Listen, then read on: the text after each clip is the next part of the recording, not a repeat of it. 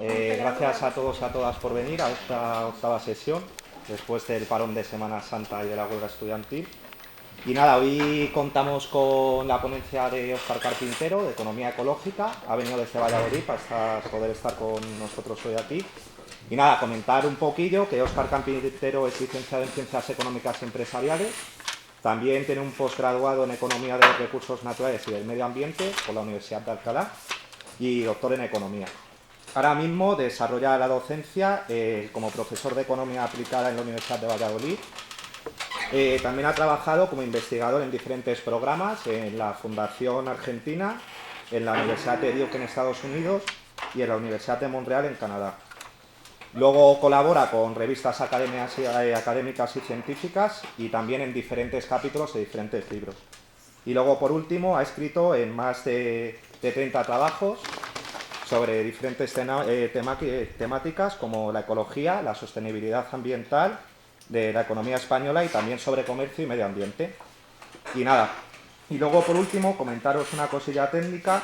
El trabajo final de la gente que queráis crédito se tiene que entregar el 21 de abril. El objetivo es hacer un ensayo sobre alguna sesión que hemos tenido aquí, que será más o menos de una cara.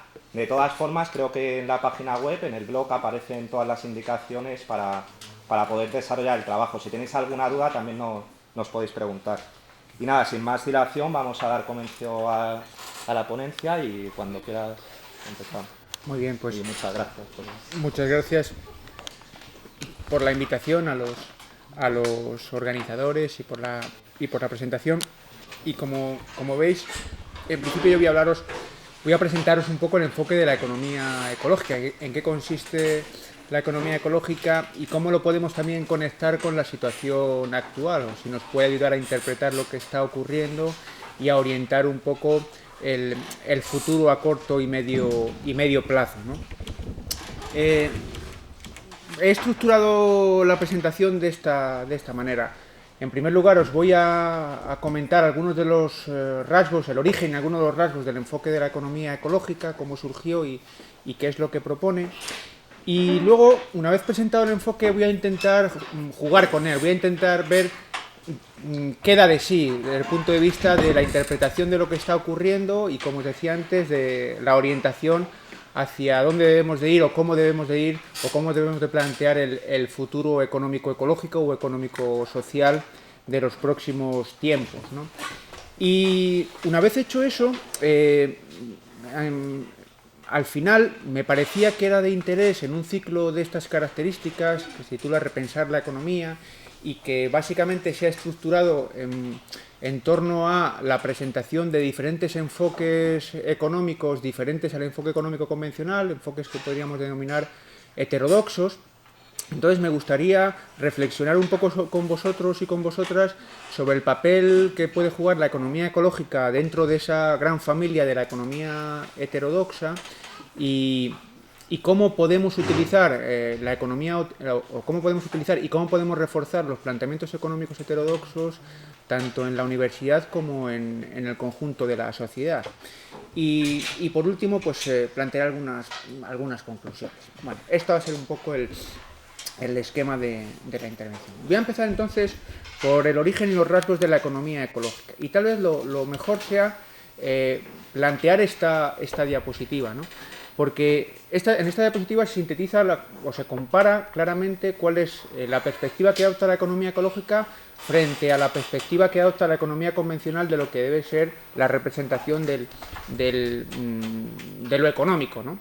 Entonces, fijaros, mientras en el caso de la economía convencional, que sería, no sé si se ve, ¿lo veis bien? O a lo mejor apagando esta primera se ve mejor, tal vez. ¿Puedo apagar esta primera? En la parte de la izquierda, aquí la clave es que la economía convencional, y ahora, bueno, si estáis estudiando la mayoría de vosotros económicas, pues veréis que en general lo que se plantea desde el punto de vista del enfoque convencional es que el sistema que importa, el sistema que hay que estudiar y que importa es el sistema económico, y el conjunto del medio ambiente o la biosfera solo forma parte de él como un subsistema en la medida en que podamos otorgar valor monetario a las cosas que hay aquí, ¿de acuerdo? Entonces, eso sería básicamente la aproximación que hace la economía convencional. En cambio, la economía ecológica plantea que la relación de inclusión no es esta, sino que básicamente es la contraria, y ahora veremos por qué. Es el sistema económico el que forma parte de un sistema más amplio, que es el conjunto de la biosfera, y, por tanto, está condicionado por las leyes que gobiernan el sistema más amplio, que es el de la biosfera, en el sentido de que ese sistema más amplio no nos dice exactamente lo que tenemos que hacer, pero sí que nos dice el marco de lo posible. ¿De acuerdo? Entonces, las relaciones entre el sistema económico y la biosfera son relaciones entre dos sistemas abiertos. Por eso pongo ahí las líneas discontinuas. Y en cambio aquí, las relaciones que se plantean son el del sistema económico como un sistema cerrado que solo admite otros elementos que proceden de fuera, como en el caso del medio ambiente, en tanto en cuanto esos elementos sean valorados monetariamente. Bueno, entonces, en el caso del sistema económico convencional, la perspectiva convencional sería sistema económico como sistema cerrado, y la perspectiva de la economía ecológica, y ahora veremos lo que eso implica, sería ver las relaciones entre los sistemas económicos y el sistema de la biosfera como unas relaciones entre sistemas abiertos. Bueno, entonces, un pequeño recordatorio sobre la representación que hace la economía convencional del proceso económico, ¿no? Esto es una representación simplificada, ya sabéis que esto es básicamente el flujo circular de la renta, pero ya sabéis que esto se puede complicar poniéndolo el Estado, el sector exterior. En el fondo no cambia mucho. Por un lado ya sabéis que tenemos mercados de factores productivos, que se llama la economía convencional trabajo y capital, que son contratados por las empresas para producir bienes y servicios.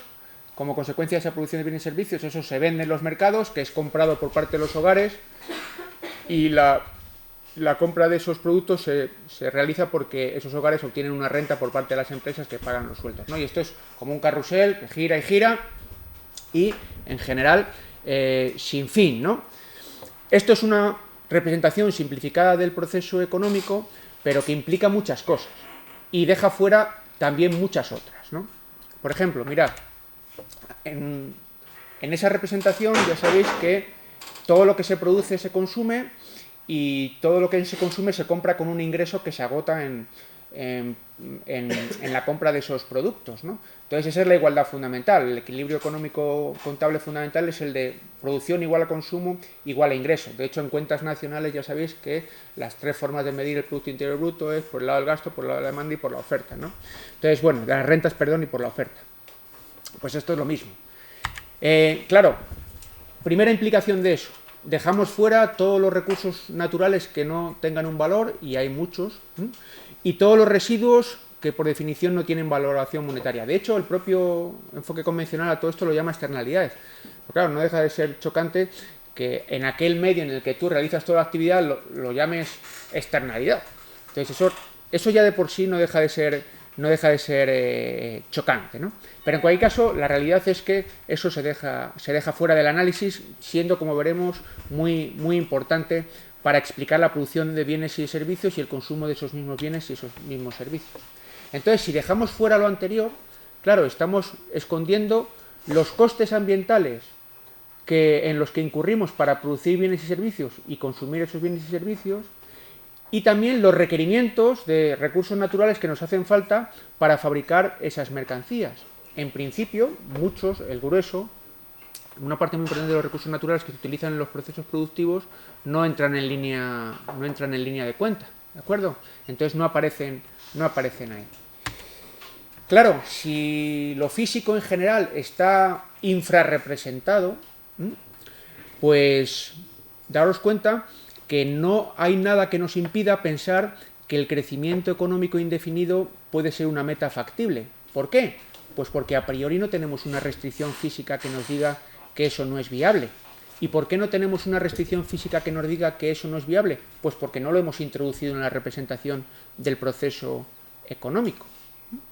Entonces, desde esta perspectiva, fijaros que el crecimiento económico, es decir, el aumento de la producción de bienes y servicios, se considera pues no solo un objetivo factible, sino también, claro, deseable. De hecho, en esta representación no hay a priori ninguna restricción física que nos lo impida. Y claro, como no hay ninguna restricción física que nos lo impida, ¿para qué vamos a hablar de reparto y de redistribución si podemos aumentar indefinidamente el tamaño de la tarta? cuando se aumenta el tamaño de la tarta no hay ninguna necesidad de discutir cómo repartirla, porque si siempre crece, pues a todos les va a tocar algo más. Te das cuenta que eso ya es óptimo de Pareto, ¿no?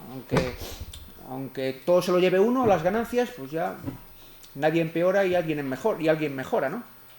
Entonces, desde el punto de vista del enfoque convencional, esto es bastante funcional, ¿de acuerdo? Esta representación es bastante funcional.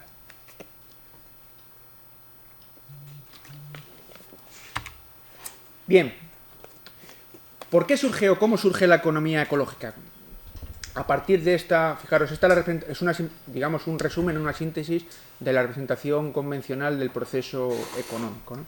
Bueno, pues la economía ecológica surge como consecuencia de la confluencia de una doble tradición de insatisfechos o de rebotados, si queréis, ¿no? De insatisfechos y rebotados desde el punto de vista de la economía y de insatisfechos y rebotados desde el punto de vista de las ciencias naturales, de la ecología y también de las ciencias físicas, ¿no? Por un lado, durante todo el siglo XX, ha habido varios economistas importantes que estaban francamente insatisfechos con la forma que os he presentado antes de representar el proceso económico, ¿no? Tanto desde el punto de vista científico como desde el punto de vista, si queréis, más político. Científico porque, por decirlo en breve, y ahora lo veréis, esa representación que os he hecho antes es incompatible con las leyes de la termodinámica.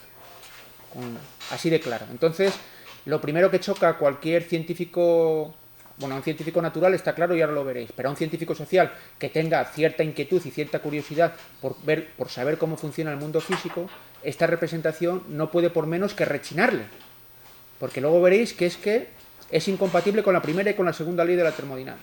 Así de claro. Entonces, fijaros hasta qué punto es, más o menos, puede ser científico plantear una representación de la realidad que choca contra dos leyes muy bien asentadas sobre el funcionamiento del mundo físico. Y daos cuenta que la actividad económica se desarrolla en un mundo físico. La producción de bienes y servicios requiere energía y materiales que son flujos físicos y recursos naturales. Y como consecuencia de ello se genera residuos y contaminación que tienen también efectos muy claros sobre el mundo físico en el que vivimos. Bueno, pues esto que estábamos viendo antes es incompatible con las leyes de la termodinámica, ¿no?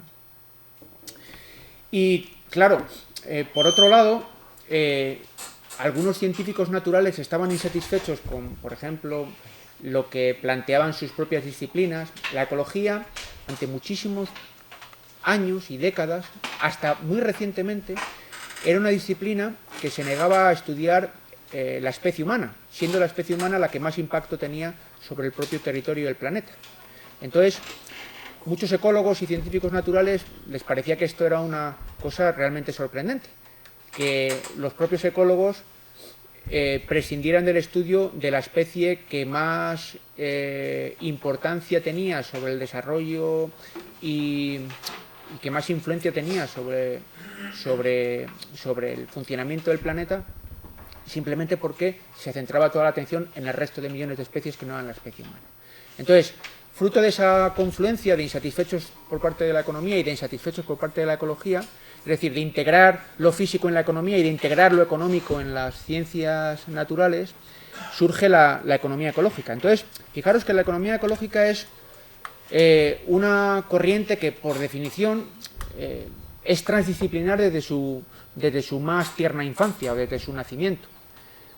Habréis oído en la carrera, bueno, yo creo que aquí en la Facultad de la Complutense sí, en otros sitios a lo mejor no, pero aquí en la carrera habréis oído, por lo menos os habrán subrayado la importancia de la interdisciplinaridad o del conocimiento transdisciplinar, es decir, de tender puentes entre diferentes disciplinas, en que de esa interacción se obtienen conocimientos muy importantes y fértiles. Esto supongo que en algún sitio lo habréis visto, os lo habrán comentado, ¿no?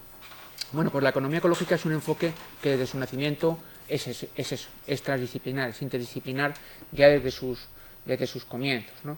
Y es interdisciplinar o transdisciplinar, como queráis llamarlo, no voy a entrar en la discusión de estos dos conceptos, porque los practicantes, si queréis, los pioneros de la economía ecológica ellos mismos eran científicos interdisciplinares o científicos transdisciplinares. Por ejemplo, ahí tenéis algunos nombres, Polinsky, Guedes o Frederick Soddy, de principios del siglo XX, o de la segunda parte del siglo XX, economistas ecológicos muy notables y muy importantes como Georgescu Rueggen, Herman Daly, Bob Ayres o Kenneth Boulding, ¿no?, que citaré ahora en la exposición también.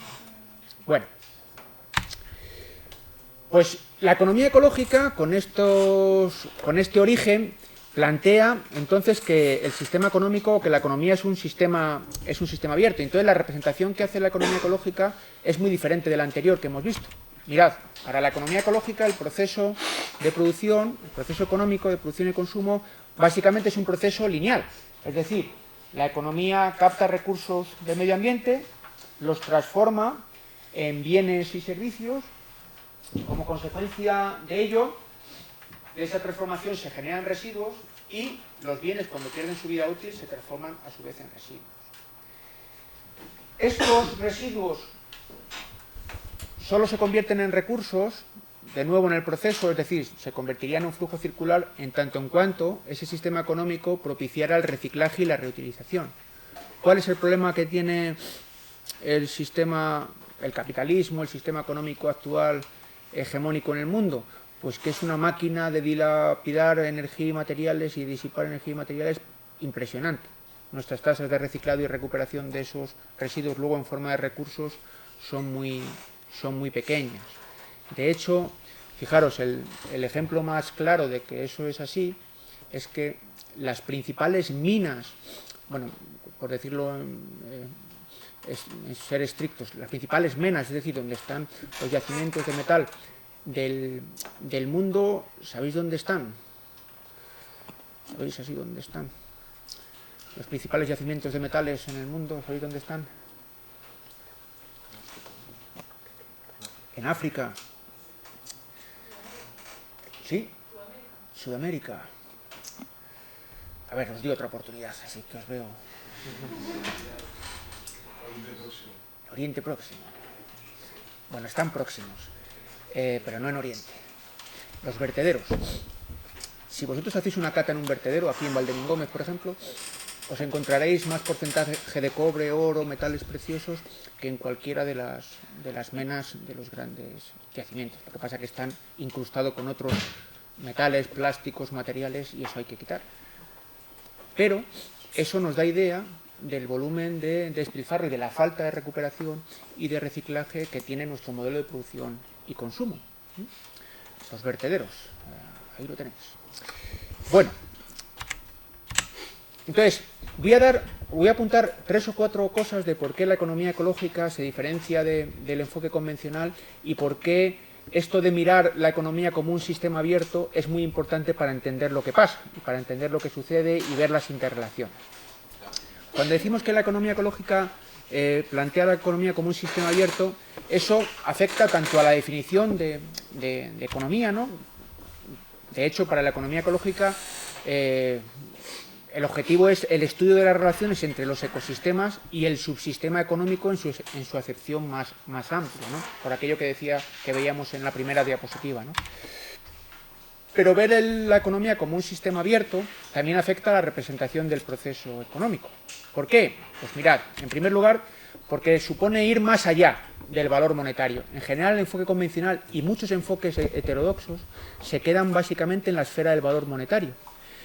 Pero si uno quiere ir más allá del valor monetario, entonces tiene que incorporar los recursos no valorados y la importancia que tienen esos recursos no valorados para la producción de bienes y servicios y los residuos al final de la cadena. Y eso es lo que hace la economía ecológica, contemplar todo el ciclo completo. En segundo lugar, si hacemos eso, lo que estamos haciendo es contemplar el sistema económico, si queréis, desde el ángulo de una metáfora biológica muy fértil para el estudio de las relaciones socioeconómicas, que es la metáfora del metabolismo social. Fijaros, una economía funciona un poco como un organismo desde el punto de vista ecológico.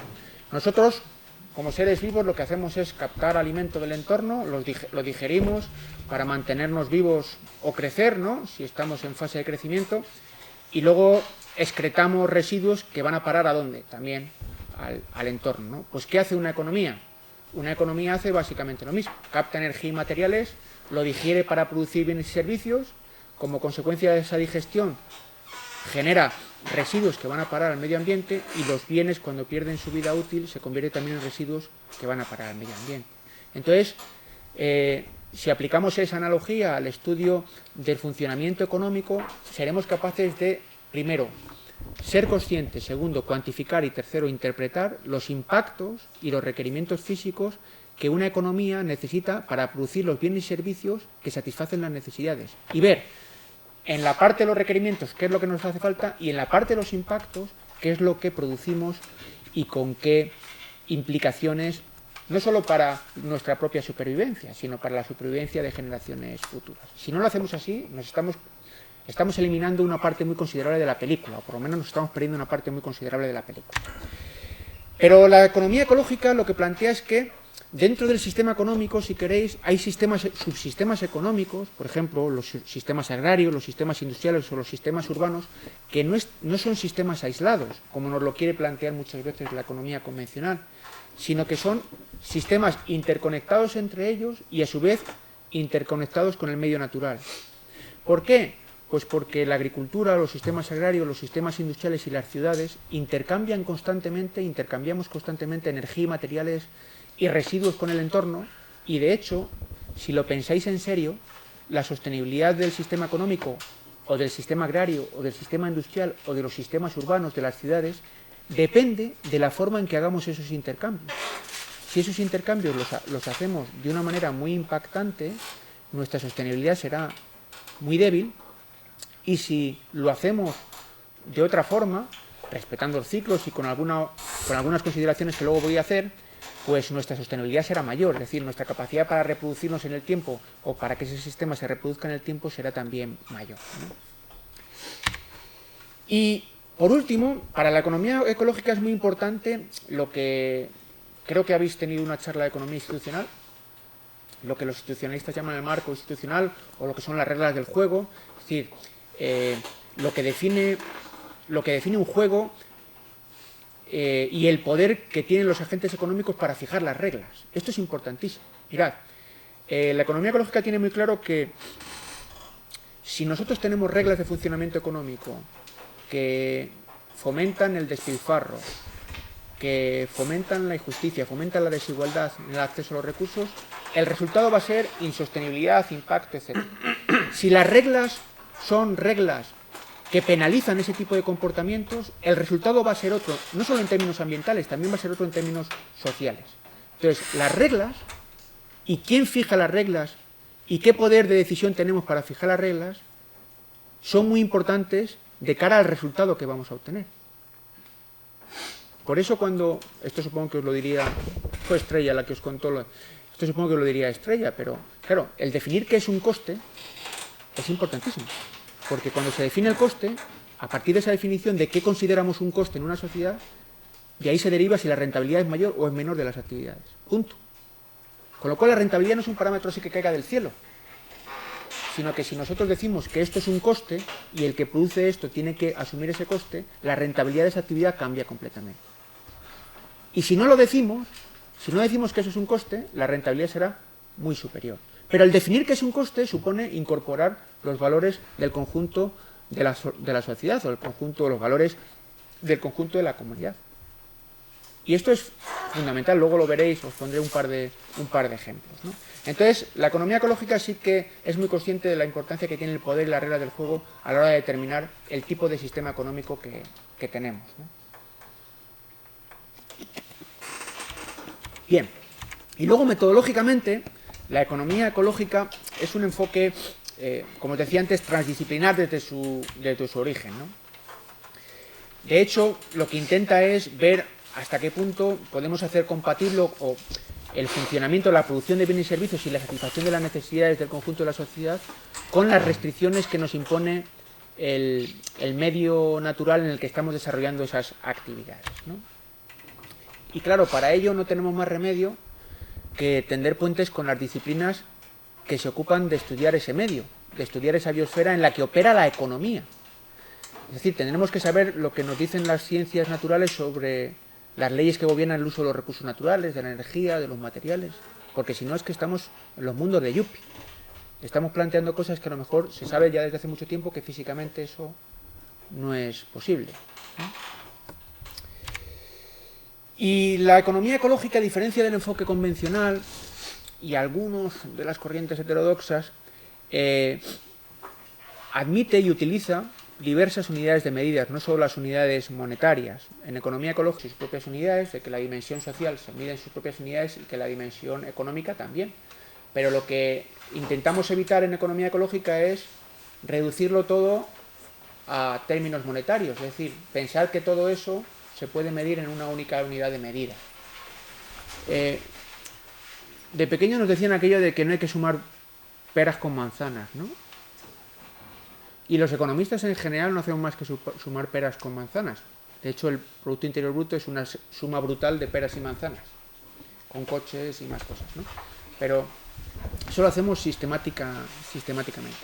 Bueno, pretender estirar esa vara de medir del dinero hacia dimensiones y ámbitos que tienen sus propias unidades, pues es una osadía, y además, aparte de ser una osadía, yo creo que es científicamente una barbaridad.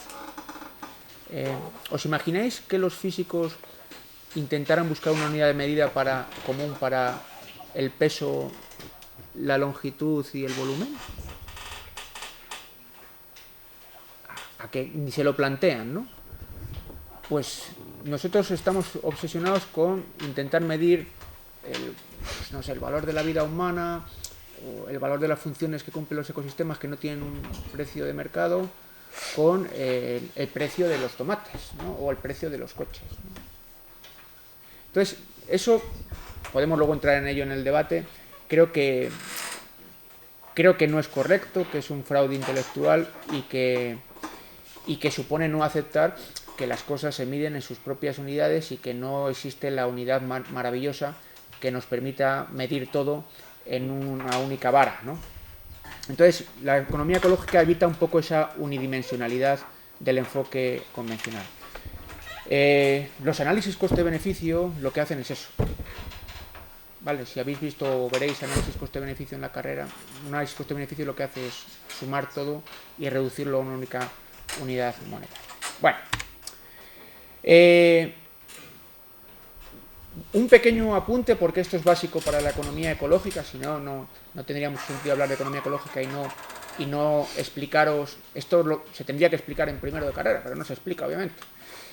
Cuáles son las implicaciones de las leyes de la termodinámica en economía, ¿no? El significado económico de la termodinámica, que a priori pues alguien diría, pero ¿qué tiene que ver esto con la economía, ¿no? Pues tiene que ver y mucho. Mirad, ¿os acordáis de la primera ley de la termodinámica? Uy, empiezo a ver ahí. La gente empieza así, tal, otros empiezan a escribir. Sí, hombre, sí. La primera ley es aquella que decía que la energía y la materia no se crean ni se destruyen, solo se transforman, ¿no? Es decir, que la cantidad total siempre permanece constante, que esto es una ley muy curiosa y es muy complicada de entender, no penséis que... Pero bueno, lo que viene a decir es eso, ¿no? Y la segunda ley lo que dice es que en esa transformación, esa energía, los materiales pierden calidad, es decir, pierden capacidad para ser aprovechados por el ser humano. Por ejemplo, cuando nosotros quemamos una tonelada de petróleo, al principio y al final tenemos la misma cantidad de energía, pero al principio tenemos energía aprovechable para el ser humano y al final pues tenemos gases, de acuerdo, que no son aprovechables para el ser humano para volver a utilizarlo, esa energía, en los procesos productivos. O imaginad, si no funciona la ley de la entropía, pues sería muy fácil todo y algunas cosas serían imposibles, pero por ejemplo podríamos conectar un mecanismo a los tubos de escape de los coches y el humo que sale de la combustión, volverlo otra vez al motor y que con esa energía siguiera funcionando el coche. Eso ya sabéis que es imposible, y eso es imposible porque funciona la ley de la entropía, porque al final tenemos energía disipada en forma de calor y al principio teníamos energía aprovechable por el ser humano para realizar un trabajo. Bueno, pues como funciona eso, como funciona la ley de la termodinámica, no podemos enseñar economía al margen de esto. ¿Y qué significa no enseñar economía al margen de esto? Pues mirad, lo primero, que el proceso económico, la producción de bienes y servicios, eso que estudia la economía, desde el punto de vista físico es simplemente transformar recursos de baja entropía, es decir, de alta capacidad de aprovechamiento humano, en residuos de alta entropía o de baja capacidad de aprovechamiento para el ser humano. Esto es lo que hace la economía desde el punto de vista físico, ¿vale? Y conviene no olvidar. Segunda enseñanza. Como funciona la primera ley de la termodinámica y la segunda, es imposible producir nada sin generar simultáneamente y de manera impepinable un residuo. Es decir, que cuando en economía decimos que la función de producción tiene como único resultado un bien o una mercancía, eso no es verdad. Es que tiene, además de ese bien, tiene esto otro, que podríamos considerarlo mal. Y además impepinablemente, que es todos los residuos asociados a esa producción. Entonces, claro, como... ¿Puedo, no? Sí, sí. Como nosotros hacemos esto... Bueno, aquí no voy a poner lo que se pone, luego lo veré. Claro, el resultado de la producción siempre es esto, ¿no? Pero es que no es esto. Es que es esto más esto. Claro, como esto no lo contemplamos, pues ¿cómo nos vamos a plantear ya procesos que minimicen esto? O entre varios procesos elegir aquel que genera menos impacto, si ni siquiera lo metemos en la ecuación. Por no hablar, ya lo anticipo, de que resulta que esa producción solo la hacemos depender de capital y trabajo. Poneros a producir bienes y servicios solo con esto, a ver qué os sale. Una cosa tan elemental como los recursos naturales, que se lo preguntas a... Los economistas estamos ya tan pervertidos desde primero de carrera, que cuando haces esta pregunta a cualquier otra persona que no sea economista, ¿qué se utiliza para producir bienes y servicios? Pues lo primero que la gente dice son energía, cobre, tal. Y aquí lo que decimos es, si estás en primero, trabajo, capital y tierra, así por aquella cosa de reminiscencia de los clásicos, y si ya estás en quinto dices solo capital. ¿Por qué? Pues porque al final todo es sustitutivo y en el fondo podemos sustituir el trabajo por capital y ya las cosas más sofisticadas ya existen. Lo sabéis, ¿no? Pero alma de cántaro. Pues ahí estamos. En esto estamos. Entonces, como la producción siempre es producción conjunta, o lo tomamos desde el principio como un resultado obvio, o si no es que nos estamos haciendo trampas al solitario. Y luego otro elemento importante, otra enseñanza de la termodinámica para la economía, es que todos estos procesos, todas estas transformaciones son irreversibles. Es decir, os comentaba el caso del tubo de escape, es decir, no podemos revertir el proceso sin utilizar mucha más energía en la operación, con lo cual no sale, obviamente, a cuenta. Y por eso decía Georgescu Ruegen que la entropía, la ley de la entropía es la raíz de la escasez económica. Porque cuando quemamos una tonelada de petróleo, una tonelada de carbón, ya no la podemos volver a quemar. Y eso disminuye impepinablemente las disponibilidades futuras de ese recurso. ¿Vale? De acuerdo. Más enseñanzas para la economía. La termodinámica nos dice que, si esto es así, existen restricciones a la expansión de la producción de bienes y servicios. Es decir, que los recursos naturales nos proporcionan un límite al aprovechamiento para producir bienes y servicios y, por tanto, al crecimiento exponencial, ¿no? Esto, la verdad es que es bastante elemental y da un poco de vergüenza recordarlo, pero ¿os acordáis de la parábola del grano de trigo, no? Del que inventó el ajedrez. ¿Lo recordáis? ¿No? ¿Sí? Sí. Pues fijaros, el crecimiento exponencial de un grano de trigo, es decir, por cada casilla, ¿no? 1, 2, 4, 8, 16, es decir, un crecimiento exponencial significa que la siguiente cantidad duplica la anterior, ¿no? Pues el crecimiento exponencial de un grano de trigo, pues ya sabéis que arruinó a la mitad del tablero, arruinó a todas las cosechas del emperador persa, ¿no? Y el crecimiento exponencial, por ejemplo, de un coche o de la población, pues también es impresionante. Mirad, en la casilla número 46, el crecimiento exponencial de una persona a razón de 1 metro cuadrado, pues para poder estirar los codos y tal, significaría que ya habríamos ocupado toda la superficie terrestre del planeta, en la casilla 46.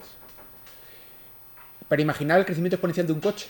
en el caso del coche, habríamos ocupado, en la casilla 23, habríamos ocupado ya toda la superficie emergida y tendríamos una montaña de 200 metros de altura. Eso significa el crecimiento exponencial de un coche en la casilla 23 del tablero. Bueno, y así podríamos coger muchos más ejemplos, ¿no? Entonces, si esto es así, pues claro, no deja de provocar cierto sonrojo el que, como economistas, hablemos tan alegremente de tasas de crecimiento del Producto Interior Bruto sin mencionar lo que eso supone, lo que eso exige y las consecuencias que tiene y las limitaciones que existen, ¿no? Otra enseñanza es que el reciclaje completo tampoco es posible. Pues por una razón, primero porque el reciclaje también implica utilización de energía y materiales, y en segundo lugar porque Georgescu Roegen solía poner un ejemplo muy sintomático de esto, ¿no? Decía, claro, imaginad todas las pequeñas partículas de caucho que cada día se dispersan por las carreteras como consecuencia de la circulación de los coches. Eso son millones, pero millones de micropartículas, ¿no? Querer reciclar eso pues sería no solo antieconómico, sino también antiecológico, porque nos haría falta una energía brutal, ¿no?, para poder otra vez reunir eso, ¿no? Entonces, en la práctica, el reciclaje completo no es posible, y eso nos dice que tenemos que hacer un esfuerzo primero por conservar y en segundo lugar por utilizar racionalmente los recursos, ¿vale? Porque reciclar cuesta y además puede llegar un momento en que no salga ni siquiera a cuenta. Pero lo más importante, y esto sí que es fundamental, es que las leyes de la termodinámica ponen en solfa, o por lo menos relativizan, una creencia muy arraigada en el espíritu humano, que es el optimismo tecnológico. Esto es tremendo. Bueno, tremendo en el sentido de que es la gran esperanza siempre ante cualquier problema, ¿no? Este optimismo tecnológico tan acentuado en la especie humana en los últimos 150 años. Bueno, pues la ley de la termodinámica también nos dice que existen límites a ese progreso tecnológico. ¿Qué límites? ¿Os acordáis de que la máquina perfecta no es posible? El movimiento perpetuo es imposible, ¿no? Es decir, una máquina que sea capaz de transformar al 100% la energía en trabajo e indefinidamente. ¿Por qué? Pues porque funciona la ley de la entropía y hay pérdidas de eficiencia. Entonces, con independencia, fijaros, con independencia de lo que vaya a depararnos el futuro, ya sabemos que nunca vamos a tener la máquina perfecta. Es decir, aquella máquina que sea capaz de aprovechar toda la energía que le introducimos en forma de trabajo. Eso ya lo sabemos, después de muchísimo tiempo de progreso tecnológico. Y esto es así por las leyes de la termodinámica. De hecho, fijaros, la tecnología en el fondo no nos proporciona nuevos recursos. Esto es una cosa importante que conviene saber. Lo que hace la tecnología es aumentar el ritmo en que utilizamos los recursos que encontramos. Por ejemplo, en el caso del petróleo, los recursos de petróleo que tiene el planeta son los que son. El que nosotros hace 30 años solo pudiéramos perforar a 500 metros y ahora perforemos a 3.000 metros, no significa que tenemos más recursos que antes. Significa que utilizamos mucho más rápido, somos capaces de utilizar y extraer y disipar mucho más rápido lo que ya está en la corteza terrestre. Y esto es lo que hace la tecnología. La tecnología es un transformador muy importante de recursos en residuos, mucho más rápido. Nos permite hacerlo, lo que antes no lo hacíamos, lo hacemos ahora, y el ritmo de consumo de recursos naturales como consecuencia del progreso tecnológico aumenta. Y si aumenta el consumo de recursos naturales como consecuencia del progreso tecnológico, ¿qué es lo que aumenta también por la primera ley de la termodinámica? Pues la generación de residuos y la contaminación. Entre paréntesis, si las leyes de la termodinámica no funcionaran, pues alguno que dice por ahí que los residuos se eliminan, pues ¿qué habría que decirle a ese que los residuos se eliminan cuando se queman, por ejemplo? Que es la forma de eliminar los residuos. Quemar los residuos no es eliminarlos, ¿no? Quemar los residuos es transformar de estado sólido en estado gaseoso, que es mucho más peligroso. Pero fijaros, es que eso, la primera ley de la termodinámica nos dice que en el momento en que generamos un residuo, esto ya no se marcha ni con agua caliente. Y no hacemos más que incrementar esa masa y ese volumen cada día. como si no existiera, producimos como si no existiera la termodinámica, la ley de la termodinámica. Y claro, luego eso nos lo recuerda todos los días. Bueno, luego estaría la metáfora del metabolismo económico, que ya le he dicho antes, ¿no? Otra enseñanza. Y, por último, me gustaría, y luego ahora ya pasamos a la otra parte de la exposición, por último, me gustaría destacar una enseñanza que planteó Georgescu Ruegen desde el punto de vista conceptual, que creo que es relevante para explicar algunas cosas. Y es la distinción que hacía Georgescu Ruegen entre órganos endosomáticos y órganos exosomáticos. Y esto lo hacía por analogía con lo que había propuesto otro biólogo, Alfred Lotka. Georgescu Ruegen decía que en las sociedades tenemos cada uno órganos endosomáticos, es decir, que son nuestras manos, nuestra cabeza, nuestros pies, pero también hay órganos exosomáticos, que es, en general, todos los bienes y servicios, todos los bienes de los que disponemos para realizar nuestras actividades, desde el mobiliario hasta los coches, de hecho muchos de esos bienes son maquinaria e instalaciones y lo llamamos capital, ¿no? Entonces, lo que planteaba Georgescu Ruegen es que gracias a esos órganos exosomáticos, a esos bienes de capital, si queréis, los humanos hemos violado nuestros límites biológicos, los límites de nuestro cuerpo a la hora de evolucionar culturalmente.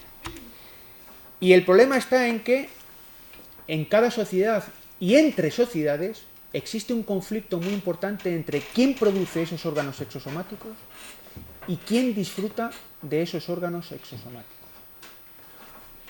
Y esto es muy relevante. De hecho, esto explica una parte importante de las desigualdades que hay en cada sociedad y de las desigualdades que hay a nivel internacional. Mirad leed esta cita de Georgescu Ruegen del año 77. Así de paso, descanso yo un poco y veo.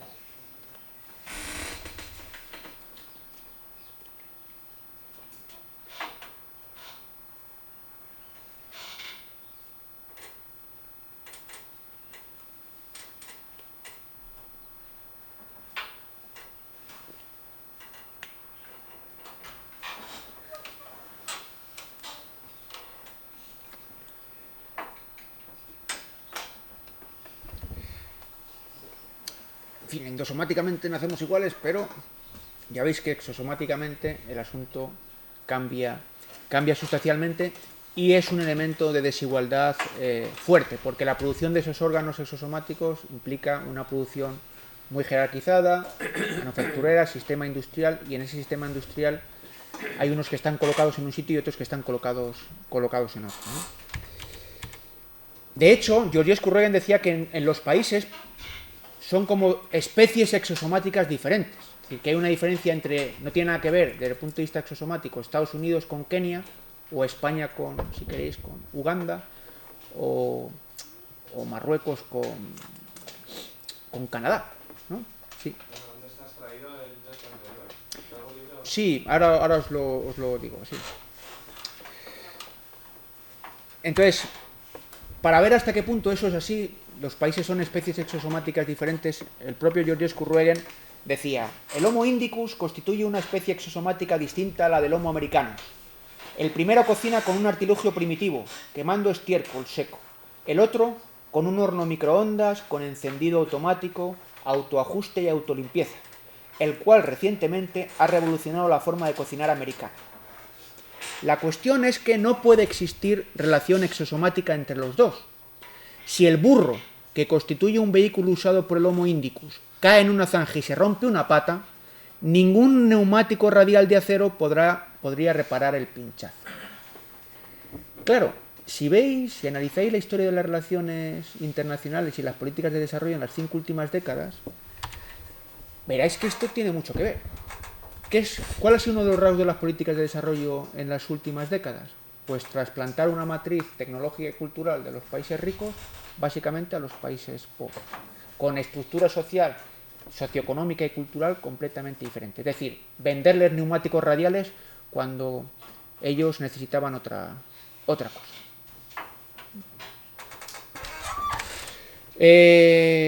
La cita, bueno, ahí tenéis la obra clave de Georgescu Ruegen, es La ley de la entropía del proceso económico, y luego como este es un economista al que, bueno, por el que he sentido cierta debilidad, en los últimos años pues le dediqué un par de libros, bueno, traduje unos ensayos suyos, que los tenéis ahí, ensayos bioeconómicos, y le dediqué una biografía intelectual, que la tenéis ahí, la bioeconomía de Georges Kurregen, y está extraído, estas citas están extraídas y las referencias están en esos libros.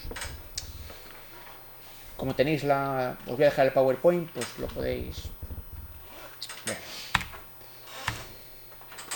Bueno, al final, fijaros que lo que propone la economía ecológica es que nuestra única solución, o salvación entre comillas, es imitar el modo de producción de la biosfera. La biosfera lleva funcionando millones de años, lleva produciendo millones de años, ¿no? No ha quebrado todavía, y lleva produciendo millones de años y no ha quebrado por los rasgos y por las características que utiliza en su modo de producción. Y esos rasgos son estos que veis aquí. Primero, utiliza una fuente renovable a escala humana, es decir, no agotable a escala humana, que es el sol, y es capaz de reciclar los materiales que utiliza. Es decir, en la naturaleza no hay residuos, ¿de acuerdo? Veis un árbol, en la naturaleza no hay residuos. No se puede distinguir entre recursos y residuos porque es una economía circular, ¿no? Con una particularidad, mirad, no solo la fuente energética para la fotosíntesis es renovable, sino que los elementos de las plantas que permiten esa fotosíntesis, que son los cloroplastos, se reproducen con la propia energía solar. Esto, mirad, la humanidad ni siquiera ha sido capaz de reproducir un proceso tan sencillo como la fotosíntesis. ¿A qué aspiramos con las placas solares y por qué las placas solares no son una panacea? O mejor dicho, ¿cuándo serían una panacea las placas solares? Cuando las propias placas solares se reprodujeran utilizando la energía solar. Pero claro, para hacer las placas solares no solo es posible hacerlas con la energía solar, sino que necesitamos un montón de materiales y sustancias minerales y metales. Y en cambio, fijaros, las plantas simplemente con agua, los nutrientes que captan del suelo y el sol, se reproducen a sí mismas como fuente energética. Lo más parecido que tenemos nosotros son las placas solares, pero las placas solares no son capaces de aprovechar la propia energía que captan del sol para reproducirse a sí mismas. Y eso es una limitación muy importante. Y no hemos sido capaces de imitar ni siquiera ese proceso, ¿no? Y bueno, los residuos vegetales pues se convierten de nuevo en recursos, ¿no? Bien. ¿Por qué hay crisis ecológica, entre otras cosas? Porque la civilización industrial se ha olvidado de esta forma de producir y consumir. Y de hecho, cuando hablamos de economía sostenible, ¿qué es lo que se está diciendo? Pues esto: renovabilidad y cierre de ciclo. Es decir, descubrimos la pólvora miles de millones de años después.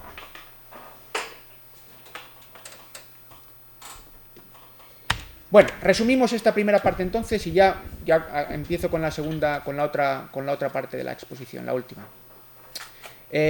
La economía ecológica es un enfoque bastante peculiar, que es la intersección de esas dos desencantados, ¿no?, de la economía y de las ciencias naturales, que incorpora insatisfechos de ambos sitios, y es un enfoque abierto y transdisciplinar, ¿no?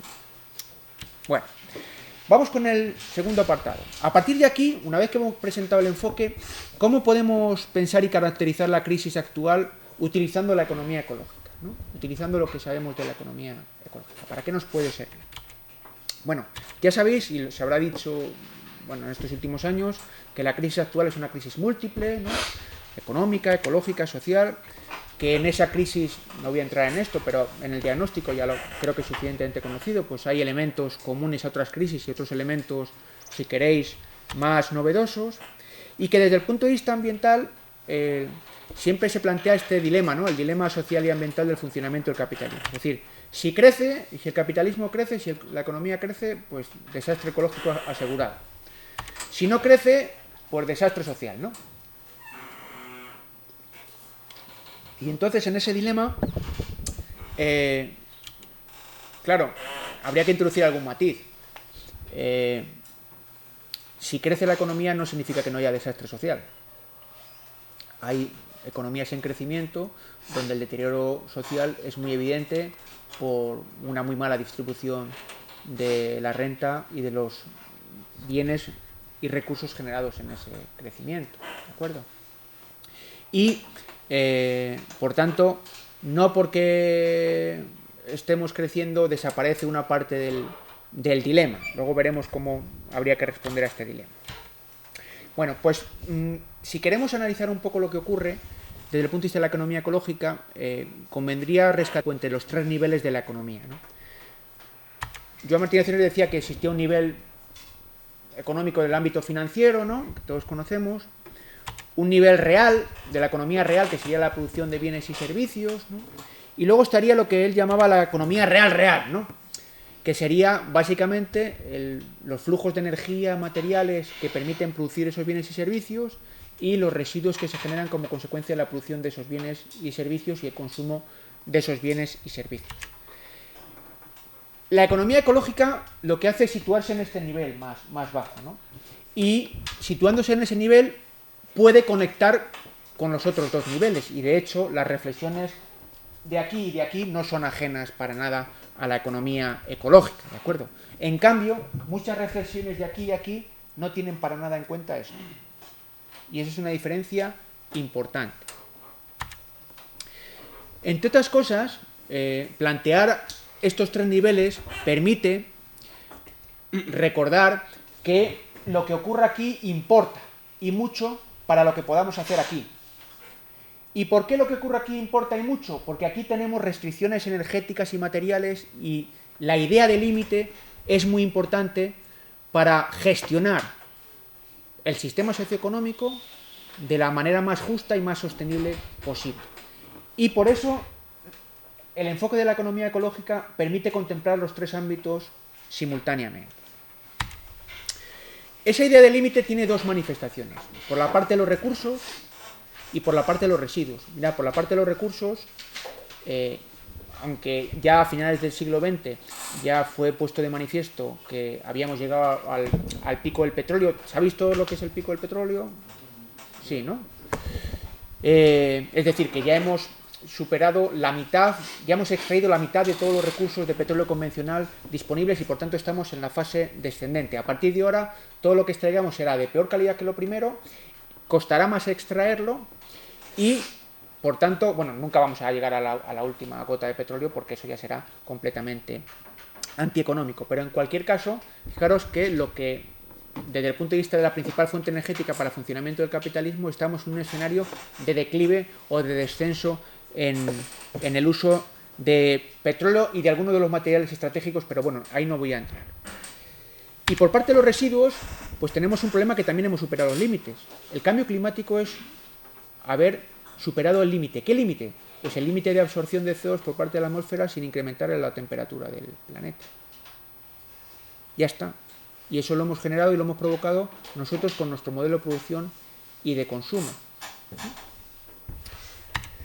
Ahí tenéis el techo del petróleo, cómo se alcanzó en torno a 2010, y a partir de aquí ya estamos en descenso. Aquí tenéis Estados Unidos, Europa, bueno, por continente. Y aquí tenéis el pico del petróleo por países. Mirad, por ejemplo, Noruega alcanzó el pico en el año 2001, Omán en el 2001, Australia en el 2000, Reino Unido en el 99, Colombia en el 99, Argentina en el 98, ¿vale? Canadá en el 74, Estados Unidos en el 71. Esto lo previó Hoover, que era un geólogo estadounidense, que lo hizo para Estados Unidos y la clavó porque fue en el 71, pero Hoover lo predijo para el 70, o sea, una diferencia de un año, que eso, pues prácticamente nada, ¿no? ¿Vale? Y esto es lo que, desde el punto de vista de los recursos y las disponibilidades futuras de un elemento fundamental para el funcionamiento del capitalismo, es lo que... Pero fijaros, esto tiene otra lectura, y es que el haber quemado todo esto ya nos ha generado un problema de cambio climático muy notable. Creo que va a ser muy difícil que evitemos el incremento de los 2 grados antes de 2050, y esto, ya el último informe del panel de cambio climático, los escenarios más probables son realmente dantescos para el siglo XX. ¿Queremos de verdad quemar la otra mitad?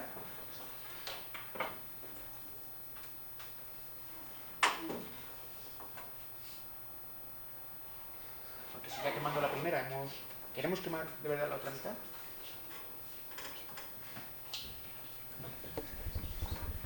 economía ecológica, recursos, residuos, las dos caras. Bien, la economía ecológica, pues ya decíamos, ¿no?, que cuestionaba la representación del proceso económico, por ejemplo, de cuentas nacionales, del PIB. Ya sabéis que el PIB pues es un indicador ciego ambientalmente y socialmente, esto lo conocéis.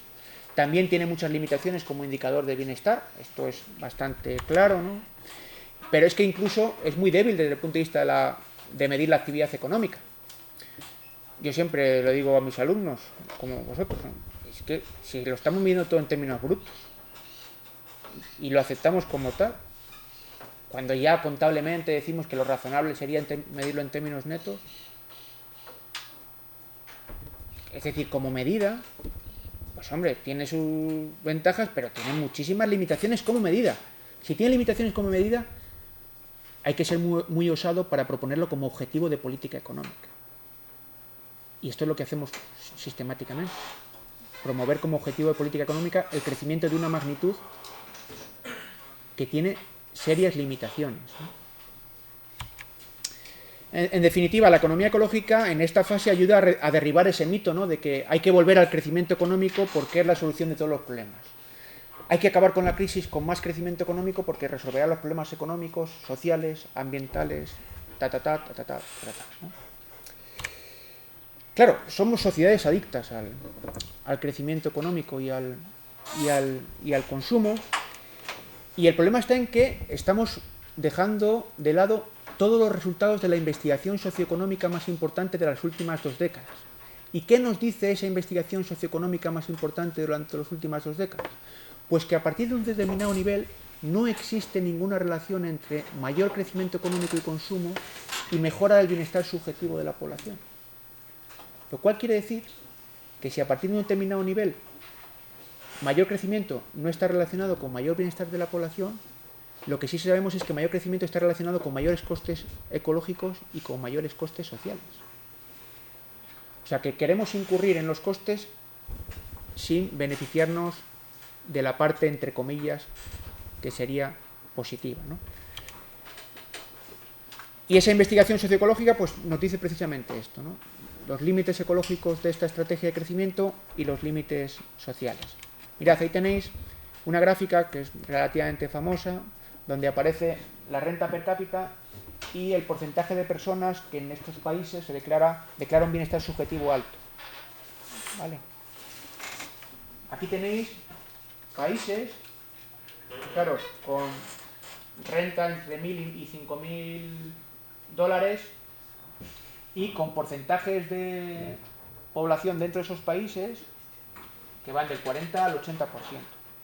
Pero lo más importante es que tenéis países con renta per cápita de 25.000 dólares, como todos estos, que la población presenta porcentajes de bienestar subjetivo tan altos como países con renta de 9.000. ¿Cuál es el problema? El problema es que pasar de 5.000 a 25.000 implica una producción de bienes y servicios y un consumo masivo de bienes y servicios con impactos ambientales muy importantes que no se reflejan en el bienestar subjetivo que declara la población. Entonces, sí que es posible que hasta 9.000, esto es la típica curva de saturación, hasta 9.000, hasta 10.000 sí que hay diferencias, pero a partir de aquí, todo esto es, como diría el otro, a beneficio de inventario.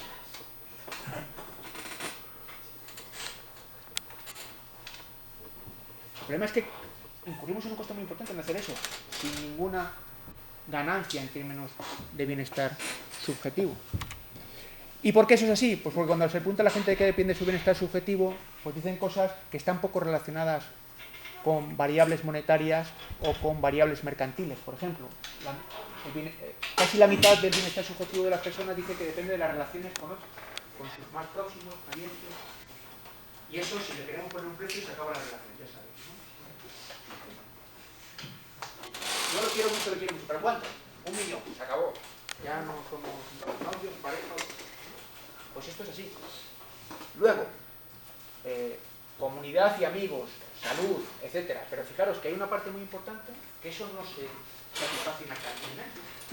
Y por tanto no tiene un reflejo en el PIB. Y por tanto ese aumento del PIB no tiene un reflejo sobre el incremento del bienestar.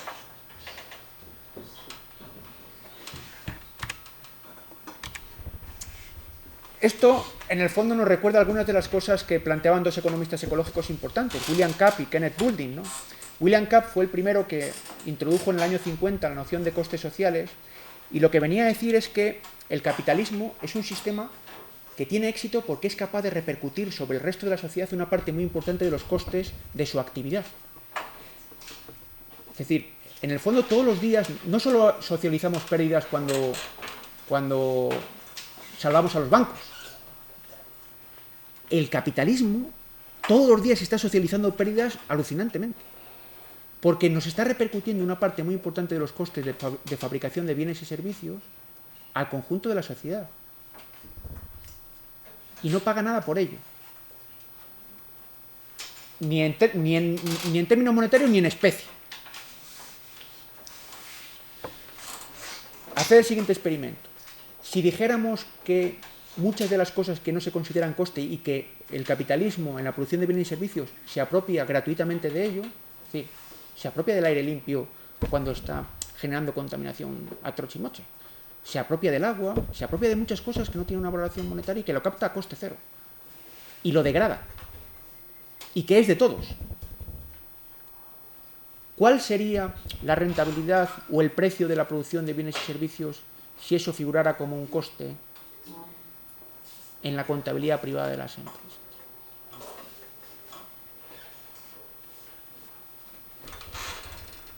Pero también, y esto os lo contará Amaya,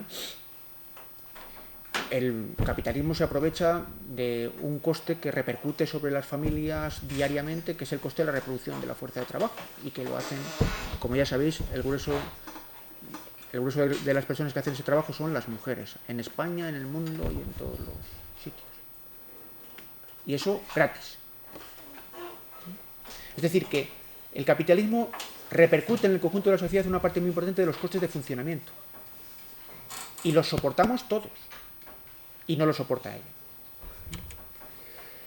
Entonces, cuanto mayor sea la repercusión de los costes, mayor es la rentabilidad de las actividades y mayor es la crisis socioecológica. Y esto lo tenía clarísimo Kapp en el año 50. En el año 50. Y luego está la intuición de Kenneth Boulding, que Kenneth Boulding era un tipo realmente fantástico, era un economista muy... Bueno, William Kapp también, ¿no? Pero Kenneth Boulding dijo, vamos a ver, ¿por qué producimos bienes y servicios? Porque lo consideramos un fin, ¿para qué? Digo, un medio, ¿para qué? Para alcanzar un fin. ¿Cuál es el fin? Pues el bienestar, satisfacer necesidades, lo que sea, ¿no? Entonces, si el PIB es un medio, es un coste para conseguir un fin. Y si es un coste, pues debería minimizarse, no maximizarse. ¿Y qué es lo que estamos haciendo sistemáticamente con el Producto Interior Bruto? Pues maximizarlo. Estamos maximizando un coste. Por eso Kenneth Boulding decía que en vez de hablar de Producto Interior Bruto, deberíamos de hablar de coste interior bruto. Y claro, si hablamos de coste interior bruto, a nadie se le ocurriría decir que el coste interior bruto tendría que crecer el 3%, porque le diríamos que está loco.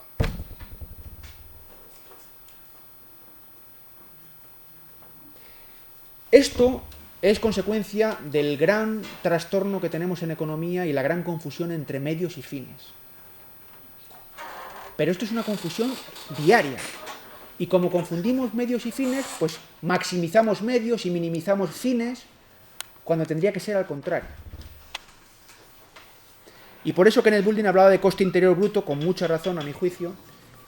Y si empezáramos a hablar de coste interior bruto en vez de Producto Interior Bruto, pues otro gallo nos cantaría seguramente. Bueno, sí, había quedado en 1 hora, o sea, hemos empezado, sí, hora y pico, hora y 10. Venga, 5 o 10 minutos, termino. La economía ecológica discute la expansión material del capitalismo, por tanto, y tiene en cuenta esos costes ambientales y sociales, ¿no? De hecho, el crecimiento de la producción, lo que nosotros llamamos producción, en el fondo es destrucción de riquezas preexistentes, ¿no? Y una parte importante de la economía es, en el fondo, una especie de juego suma cero. En términos de comercio, esto se ve muy claro, ¿no? Lo que ganan unos es porque lo pierden otros. En términos de generaciones presentes, a mí me parece evidente que es un juego de suma cero. Pero también es un juego de suma cero en términos de generaciones futuras. Es decir, estamos robando el futuro a una parte muy importante de la población mundial. Eso creo que también tiene poca discusión, ¿no? Y en el fondo, la economía ecológica en un escenario de crisis lo que hace es cuestionar un poco este dogma de la economía de que el futuro en el fondo tiene que ser continuación del pasado, ¿no? Cuando se plantean proyecciones de crecimiento económico, lo que se hace es básicamente extrapolar el pasado, las tendencias del pasado hacia el futuro. Pero cuando extrapolamos la tendencia del pasado hacia el futuro sin tener en cuenta el funcionamiento real del mundo, pues eso no parece muy científico. Pero eso es lo que en general hacemos de manera más o menos sistemática.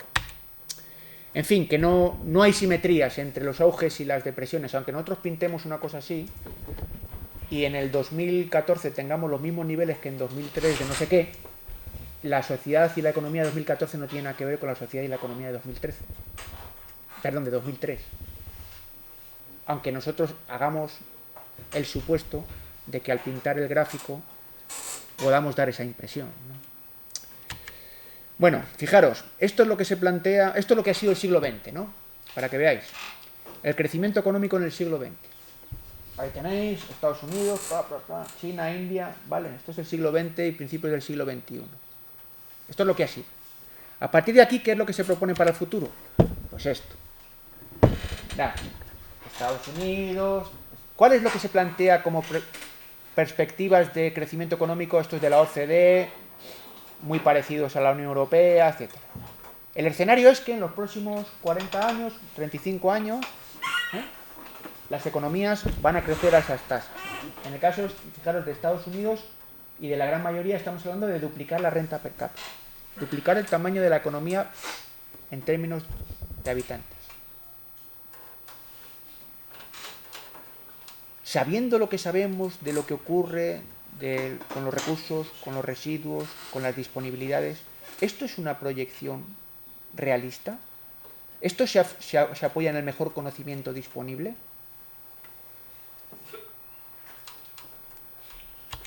¿Cuál es el único cambio? Pues que de la tarta mundial, China ya y la India y los emergentes se llevan casi el 60% en el año 2050 y los ricos estaríamos en el 40%, porque los otros crecerían más rápido. Esta es la única concesión que hacen a la galería, que el reparto sería diferente. Pero claro, lo anterior nos lo tragamos.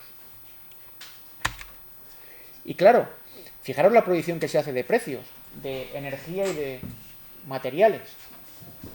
Sabiendo lo que sabemos sobre los problemas con las disponibilidades, las perspectivas de evolución de los precios son a la baja.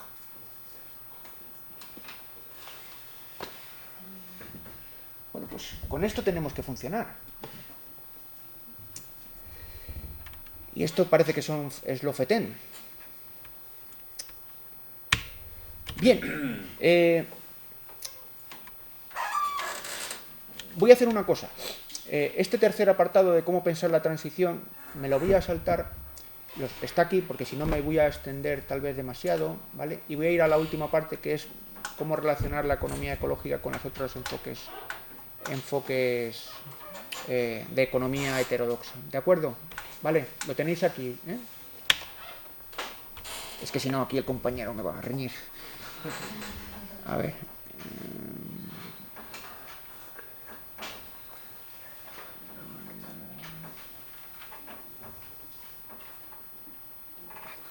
Aquí. Bien. Bueno, entonces, fijaros, con todo esto, y luego antes había contado unas cosas sobre cómo plantear la transición y qué objetivos tener en cuenta, etcétera. Bueno, lo tenéis ahí. Y luego en algunas referencias bibliográficas que comentaré. ¿Cuál es el papel que puede tener la economía ecológica en el conjunto de enfoques heterodoxos que habéis visto en este curso, ¿no? Y cómo podemos, entre todas estas visiones no convencionales o críticas, construir un enfoque económico mejor del que tenemos ahora, desde el punto de vista convencional, ¿no? Bueno, pues mirad, lo primero es que el contexto es bastante complicado y paradójico, ¿no?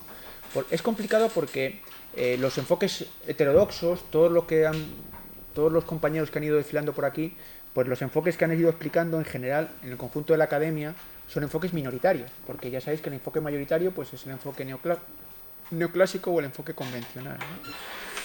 Claro, esto es paradójico, ¿por qué? Pues porque la crisis económica y otras crisis anteriores siempre han puesto de manifiesto la debilidad científica del enfoque económico convencional y la nulidad política de ese mismo enfoque económico convencional.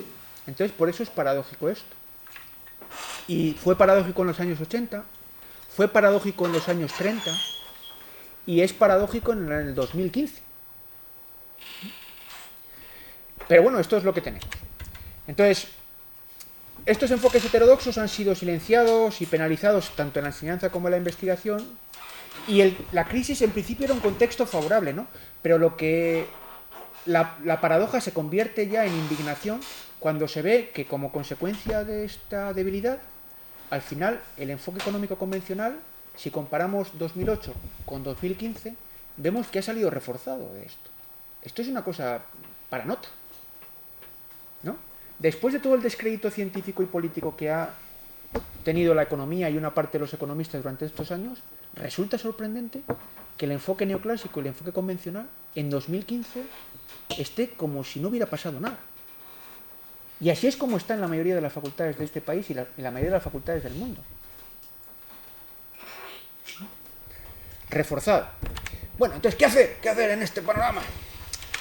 Bueno, lo primero creo que hay que disputar el espacio académico y el espacio social al enfoque convencional. O sea, tenemos que quitarnos un poco el complejo de que, bueno, somos minoría perseguida y tal, lo vamos a seguir siendo, pensemos lo que pensamos. Entonces, mejor disputarle a la economía convencional ese espacio, entre otras cosas porque, mirad, si nosotros no ocupamos el espacio y cuando no hemos querido ocupar ese espacio, ellos mismos lo han ocupado rápidamente. Es así. Entonces, creo que tenemos que hacer un esfuerzo por ocupar ese espacio o incrementar las áreas en que ese espacio puede ser objeto de disputa.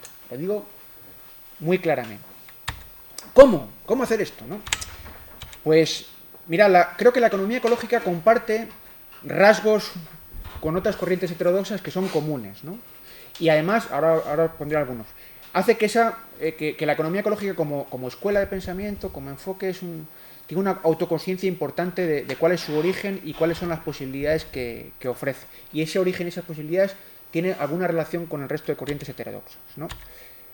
Esto, ya decía yo que había pasado alguna cosa rara en esto. Bueno, ¿cómo hacerlo? Primero, buena organización. Organización, como en el chiste, esto es fundamental. Buena organización. Es decir, necesitamos, tanto aquí en España como en el resto, ser conscientes de nuestra propia historia, tener medios de expresión, revistas, cultivar esas revistas y crear asociaciones que nos permitan defender estos enfoques tanto en la academia como en el conjunto de la sociedad. Y esto es muy importante, ¿no? Separados los economistas ecológicos de los postkeynesianos, de los marxistas y de las economías feministas, somos insuficientes, somos poca cosa. En cambio, creo que juntos somos masa crítica importante. Entonces, creo que hay que hacer un esfuerzo muy relevante por destacar los elementos comunes que voy a decir ahora que tenemos todos los enfoques heterodoxos para poder articular mínimamente un planteamiento general de oposición al enfoque económico convencional y que eso no se vea como una especie de jaula así de grillos, ¿no? En España lo hemos hecho. En España las jornadas de economía crítica han sido un lugar de convivencia de enfoques económicos heterodoxos que hemos convivido más o menos en armonía. A veces no nos escuchábamos demasiado, pero yo creo que en los últimos años hemos aumentado un poco nuestra capacidad de escucha mutua, ¿no? ¿Y cuáles son esos rasgos que tenemos que cultivar? Muy rápidamente. Pues primero, la gran mayoría de estos enfoques consideran que el sistema económico es un sistema abierto. Esto lo dicen los institucionalistas, la economía feminista, muchos otros. Dos, creo que compartimos también una crítica al mecanicismo, ¿no?, de la economía convencional y este asunto de los equilibrios que tienen poco carácter científico.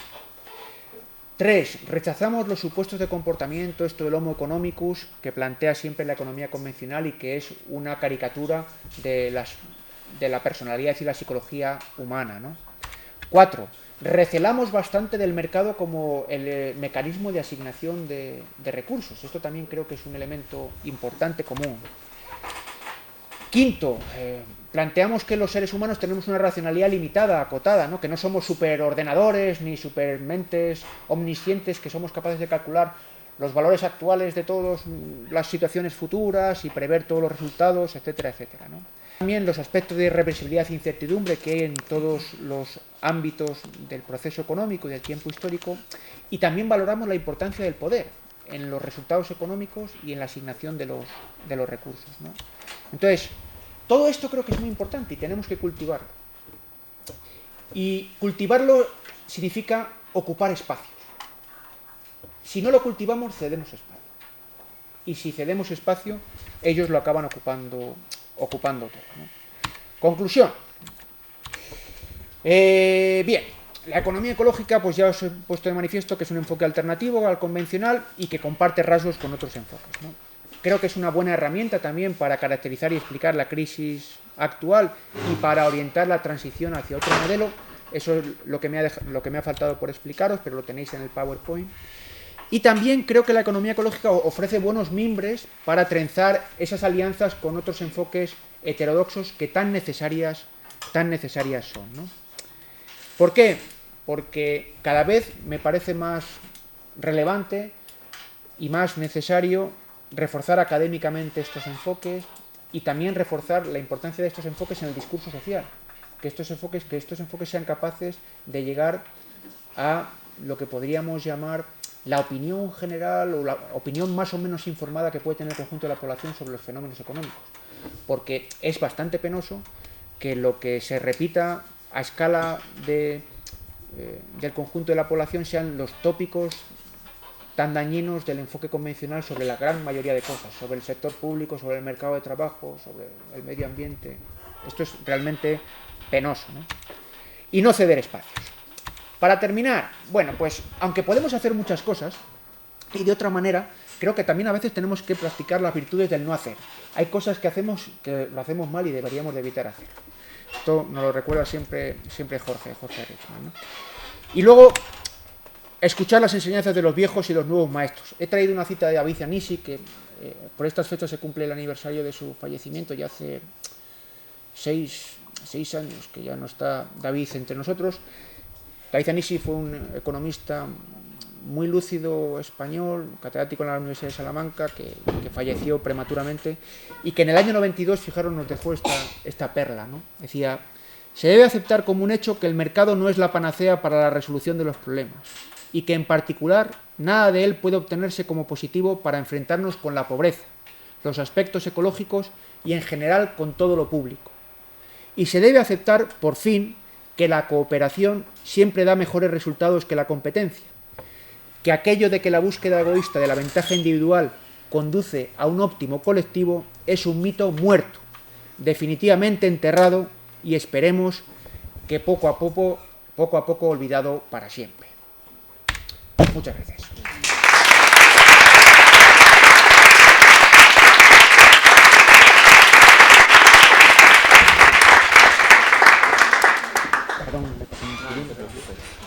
Bueno, vamos a abrir el turno de debate para que podáis hacer preguntas, reflexiones. Tenemos media hora hasta las 7 y nada, seguimos el mismo método que las anteriores veces, levantamos la mano y os damos el turno de pregunta cuando se pueda resolver. Así dejando Peral, ¿me quiera preguntar? Tengo un aguijón aquí en la cartera.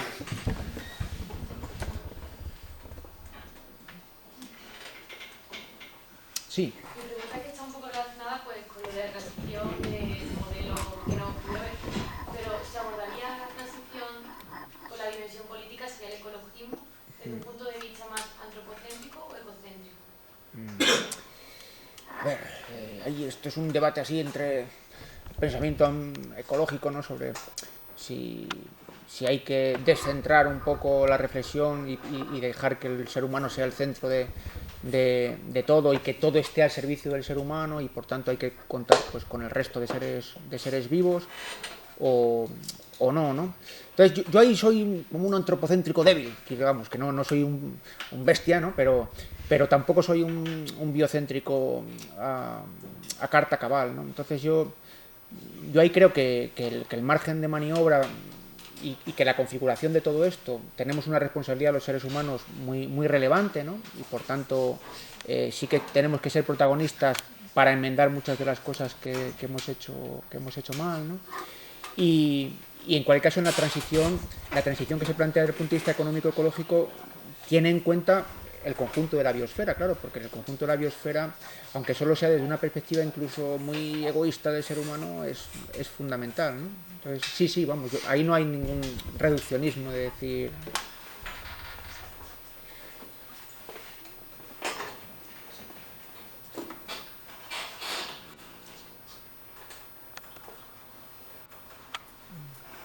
Sí. Lo que entiendo que se propone desde la economía ecológica es un poco repensar las necesidades y realmente si las necesidades que nosotros intentamos cubrir por medio del mercado son fundamentales o son capricho. Entonces, lo que es la transición desde el sistema capitalista a un sistema más ecológicamente sostenible, ¿cómo se cubrirían los puestos de trabajo de las empresas que no son sostenibles de forma que no supusiera un drama social?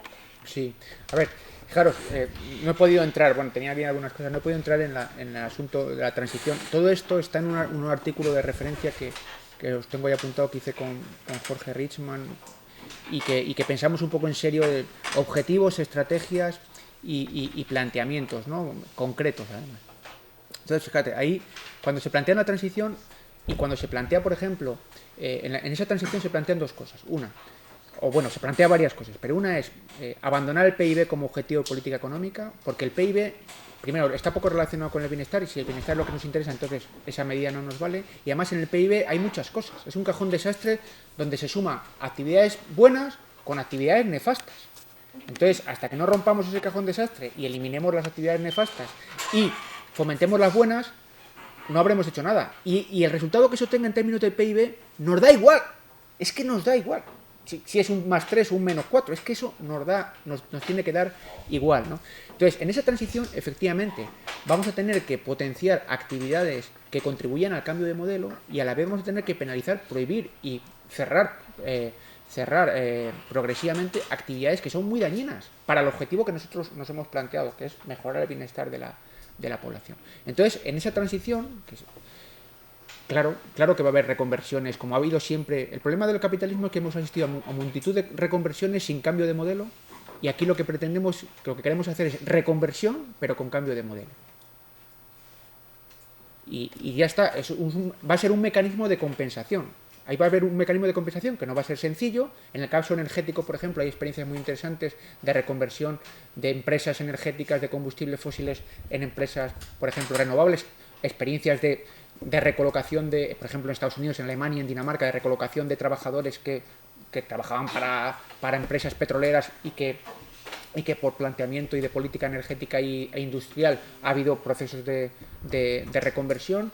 En el caso del sector del automóvil, pues también. Fijaros, en el caso del sector de la construcción en este país, es que en el fondo esto es curioso, porque la mayoría en todas las crisis se producen reconversiones a lo bestia, sin compensaciones y sin organización, sin finalidad concreta y con costes sociales muy importantes, para al final no avanzar nada en la transición. Entonces, lo que nosotros estamos proponiendo es, oiga, pero si es que estamos hartos de reconversiones con costes muy importantes sin ningún resultado, vamos a hacer eso, pero sabiendo que el horizonte va a ser muy diferente, y invirtamos y dediquemos recursos para eso. Claro que eso va a exigir recursos y va a exigir tiempo, las dos cosas, pero ni es imposible, y además yo diría que es que nos lo jugamos en eso. Como civilización nos lo jugamos en eso.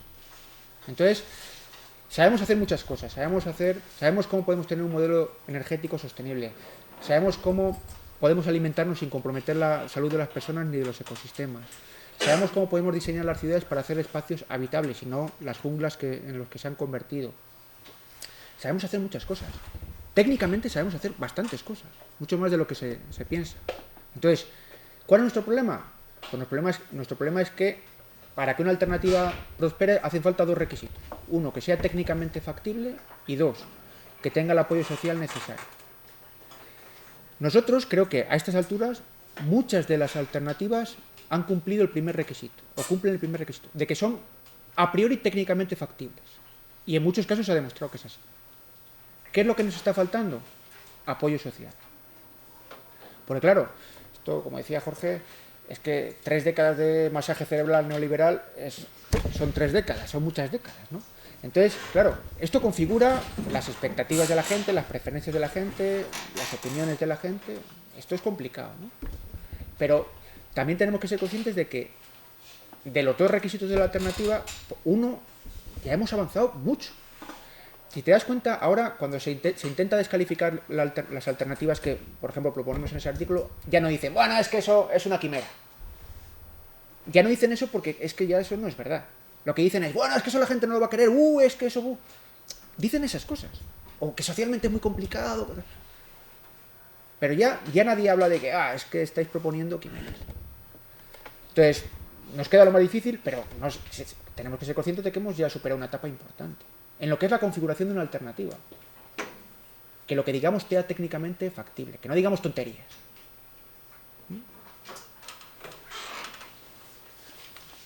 Bueno, lo de la transición está ahí, lo podéis luego ver y las referencias... Sí.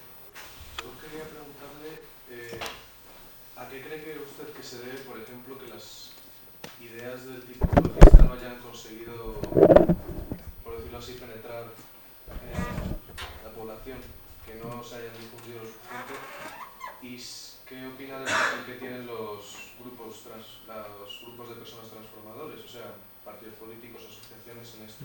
¿Cree que debería ser mayor, se ha visibilizado lo suficiente, movimientos sociales o...? A ver, respecto de la primera pregunta, yo creo que la causa fundamental por la cual la mayoría de estas ideas que toda la gente ve que son sensatas y razonables no son aceptadas socialmente, o por lo menos consecuentemente, es porque esto cuestiona nuestro modelo de producción y de consumo, nuestro modelo de vida, así de claro.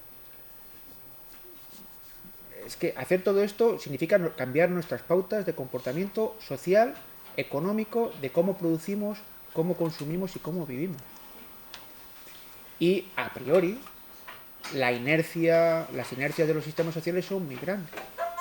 Es muy complicado que, aunque se vea racionalmente, una parte muy considerable de la sociedad de repente diga y va a promover cambios importantes en este sentido, porque eso es cuestionar su modelo de vida, por decirlo en pocas palabras, ¿no? Entonces, claro, ahí digamos el desafío siempre es el mismo. Siempre hay grupos minoritarios de población que lo ven y están dispuestos a contribuir a ello, y el éxito requiere tiempo, y el éxito de la mayoría de las transformaciones sociales y de las conquistas sociales ha exigido tiempo. ¿Cuál es el problema que tenemos ahora con esto? Que no tenemos tiempo, que estamos ya en la cuenta atrás, y eso hace todavía más dramática la situación. Os voy a recomendar una lectura porque creo que combina muy bien estas dos preocupaciones que tú has planteado. Es el último libro de Naomi Klein. Me ha sorprendido muy... Bueno, yo había leído cosas de ella y creo que es una mujer muy, muy lúcida, pero el último libro que tiene, Esto lo cambia todo, que lo dedica al asunto del cambio climático, creo que hace reflexiones muy, muy acertadas sobre las dificultades para lograr esta transformación y dónde tenemos que poner el acento. Os lo recomiendo. Bueno, no sé si he logrado... Luego la otra pregunta era de los partidos políticos, ¿no? Movimientos sociales en general, sí. Yo creo que los movimientos sociales a ver, dos cosas diría. Primera, que creo que sois conscientes que en la situación de crisis con el asunto ambiental y ecológico ocurre una cosa que es también muy paradójica, ¿no? Cuando la economía va bien y tal, bueno, pues no vengas a jugar la fiesta, ¿no? Y cuando va mal, pues es que no toca, porque hay otras prioridades. Entonces, ni cuando va bien ni cuando va mal, la temática ambiental goza de buena salud, ¿no? Aunque creo que pone de relieve el núcleo, uno de los núcleos duros del sistema y de las limitaciones del sistema económico, ¿no? Entonces, en esta fase de crisis yo creo que lo que está ocurriendo es que el movimiento ecologista ahora, en los últimos años, por ejemplo, ha hecho un esfuerzo muy importante por no desaparecer de la agenda, simplemente, por no desaparecer de lo que es la agenda de discusión, ¿no? Porque las prioridades eran otras. Socialmente las prioridades han sido pues, el empleo, tal, la recuperación económica. Y yo creo que, en cambio, lo que sí que he notado es mayor permeabilidad de otros movimientos sociales, por ejemplo, del feminismo, de parte de la izquierda, del movimiento obrero siempre es muy complicado, pero yo he visto más permeabilidad de otros movimientos sociales desde el punto de vista de la problemática ecologista que lo que se pudo dar hace 15 o 20 años. Y al revés también, ¿eh? Más permeabilidad en el movimiento ecologista de las demandas del movimiento obrero y de las demandas del movimiento, por ejemplo, feminista. Y los partidos políticos mejor corremos los partidos sobre todo minoritarios corremos un tupido velo, ¿no? Sobre el Bitcoin, que es un tema que me interesa bastante.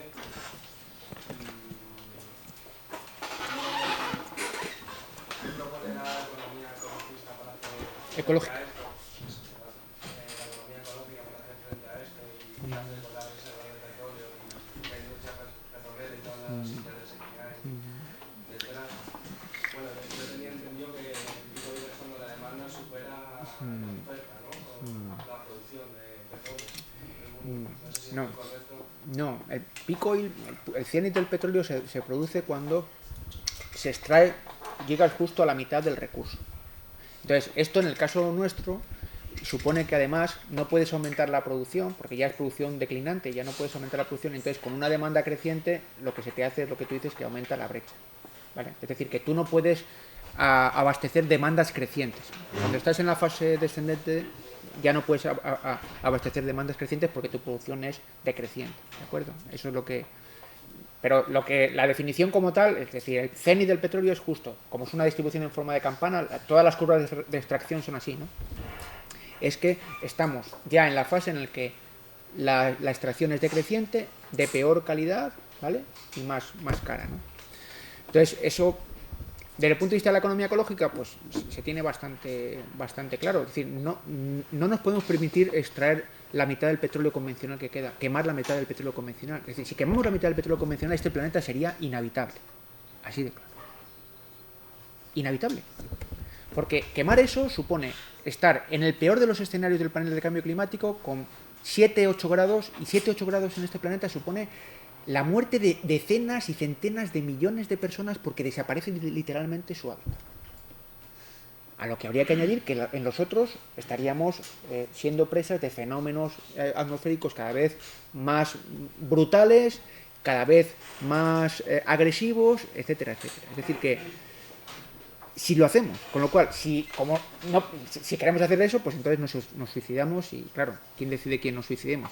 A lo mejor yo no me quiero suicidar, ¿no? ¿No hay ningún cambio en el comportamiento ni en la dinámica de esto? No, claro. Que ya se ha demostrado Sí, claro. No, por eso, digamos que en lo que no he podido presentaros, la clave está en que si no podemos crecer, y por tanto, crecer significa aumentar el consumo energético, etcétera, etcétera. Si el progreso tecnológico tiene también contraindicaciones importantes, ¿cuál es el único elemento que tenemos como economistas para satisfacer necesidades? Incidir en redistribución. Entonces, ¿redistribución qué implica? Pues que va a implicar a nivel mundial que una parte considerada de los países ricos reducimos, sí o sí, y de la mejor manera posible, y ahí es donde entra la vertiente política importante, de hacerlo organizadamente, teniendo en cuenta no solo los intereses de la élite, que va a condenar al conjunto de la población a sufrir unos costes desproporcionados, ¿no? Pero esa transición va a suponer transición con reducción de consumo de energía y materiales y con reducción de consumo de bienes y servicios. Pero básicamente para que otros que ni siquiera han llegado, en ese gráfico que os ponía, ni siquiera han llegado a cubrir sus necesidades más elementales, puedan, eso sí, incrementar la producción de bienes y servicios para cubrir eso. Pero con este planteamiento no queda otra. ¿Cómo hagamos esa transición? Esa es la parte más interesante y más complicada. Pero que plantear escenarios business as usual, es decir, que las tendencias del pasado se prolonguen hasta el futuro, pues ya sabemos las consecuencias que tiene. Entonces, aquí lo que tenemos es información que nos permite determinar varios escenarios. ¿Hacia qué escenario queremos transitar como sociedad? Hay un debate previo también muy importante, ¿no? ¿Qué queremos como sociedad? ¿Cuál es el problema? Pues el problema es que la fijación de las prioridades en las sociedades actuales, en la fijación de esas prioridades, tiene un peso desproporcionado a la élite, que es una minoría de la población. Esto es un problema de democracia. El medio ambiente es un problema de democracia también. Porque son los intereses y las decisiones de esa élite las que llevan al conjunto de la población al desastre. Y eso no es democrático. No es democrático que el conjunto de la población sufra un coste desproporcionado por las medidas y los objetivos y las propuestas que hace una minoría de la población. La crisis ecológica es un problema de democracia desde la médula.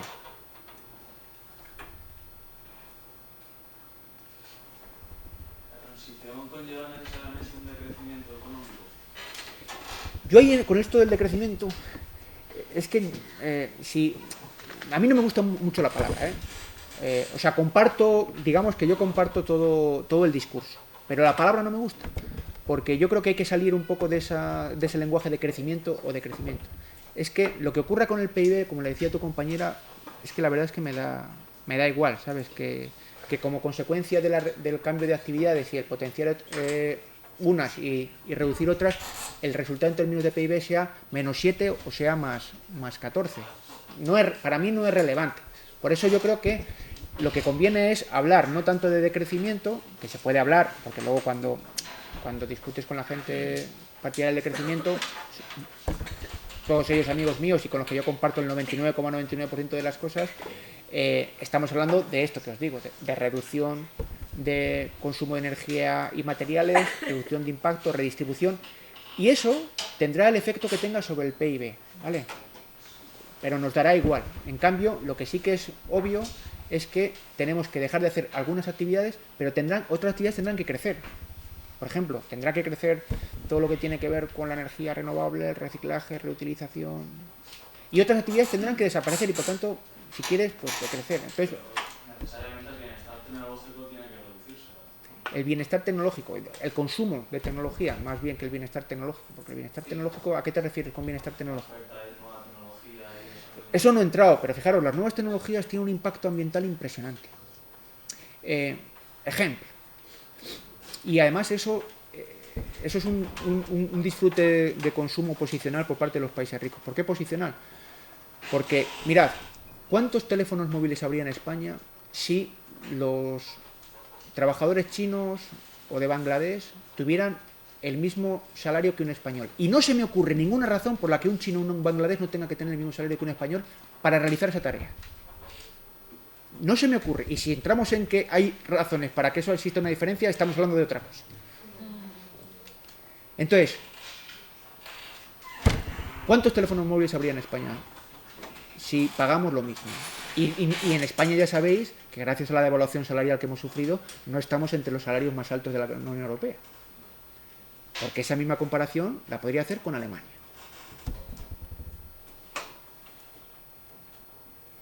Entonces, o somos conscientes de que una parte de nuestro consumo se produce porque estamos socializando los costes económicos, ecológicos y sociales sobre una parte muy importante del planeta, o si no. Sí, yo eso lo tengo clarísimo. No, claro, yo he dicho que hay un cambio de modelo de producción, de consumo, de pautas de vida, de muchas cosas, sí. Cuando he dicho que hay que reducir el consumo de energía y materiales, pues es que los móviles y los ordenadores es una parte muy importante de nuestro consumo. Y por eso, y sin entrar en... Claro, esto sería para otra charla, en el ciclo de vida de cómo se construyen todos esos artefactos y de dónde vienen los minerales, los metales. Eso sería... Pero sí, efectivamente, sí. Porque hay tanta diferencia... Perdona, creo que tú habías levantado este... Perdona, no te importa que había levantado él antes. Coincido contigo en que es un problema democrático la transición, pero no en el sentido de las élites, sino de la sociedad en sí misma. Porque al final la sociedad democrática, el mundo avanzado que tiene que liderar esa transición, no muy difícil que ante un dilema de que democráticamente apuesto por ello, porque significa renunciar a un bienestar Sí, que sí. actualmente tiene. Entonces, yo creo que el reto es plantear de manera que se pueda medir por la sociedad que no ir a esa transición va a ser peor que ir hacia ello. Pero claro, a corto plazo, a mí que más me da que como lo están pasando en China o en África, mientras que yo viva bien. Que no es mi opinión personal, pero la de la sociedad en general, desgraciadamente sí es. Sí, sí. ¿Cómo visualizar? Sí, sí. A ver, dos cosas. Cuando decía que no decía que la transición no fuera un problema de democracia, que lo es, lo decía que los problemas ambientales son problemas de democracia. Y entonces en la transición, claro que obviamente tenemos que ser capaces de decidir entre todos qué tipo de transición queremos. Pero qué tipo de transición con la mejor información disponible. Es decir, mirad, ya desde hace un tiempo lo que no es desechable o lo que no podemos excluir son escenarios de colapso. Esto es muy claro. Seguir planteando las mismas tendencias nos abocan cada vez con mayor probabilidad a escenario de colapso. Que no van a ser colapsos de repente que uno se levanta una mañana y... No, van a ser colapsos que van a ser acumulativos, que afectarán a sectores que pueden durar una década, 2 décadas, pero que va a ser un escenario realmente dantesco.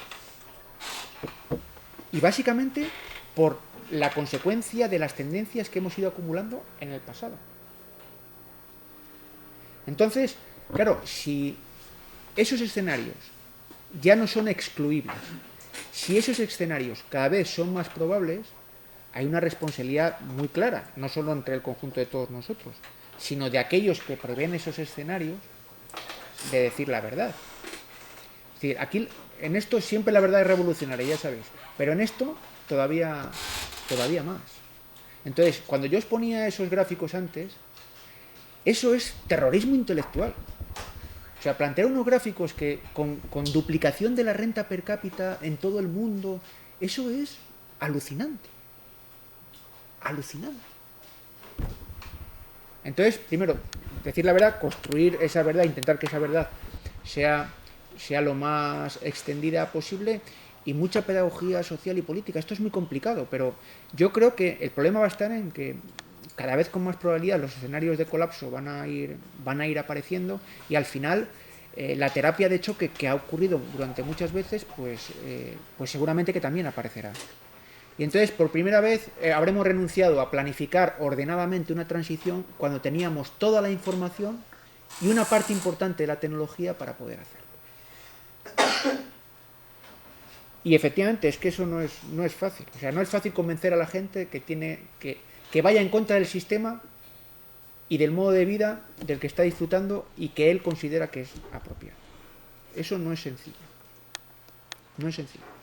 Claro, pero ellos argumentan que la competencia desenfrenada va a llevar a una mejora de la creación de coches, de electricidad, etc.